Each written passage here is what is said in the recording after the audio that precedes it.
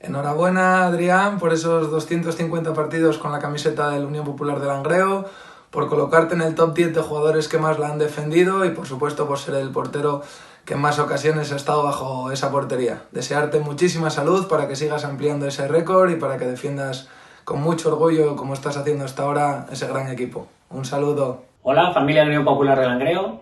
Quiero sumarme a las felicitaciones hacia nuestro portero y capitán Adrián, ya que esta semana cumple 250 partidos como jugador del club y entra dentro del top 10 de jugadores con mayor número de partidos dentro del mismo.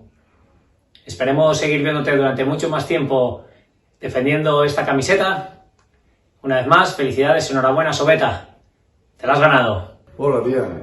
Felicidades por tus 250 partidos con el Langreo. Para mí fue un honor entrenarte y hacerte debutar con esa camiseta. Seguro que sumas muchos más. Un abrazo y disfruta de tu día.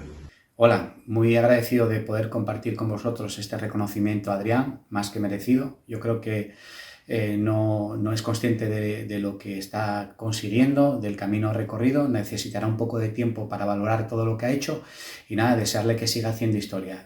No obstante, estoy seguro de que tanto Adriana como Manuela, con el paso del tiempo, estarán muy orgullosas de saber que su padre ha hecho historia con el Unión Popular de Langreo. Un abrazo.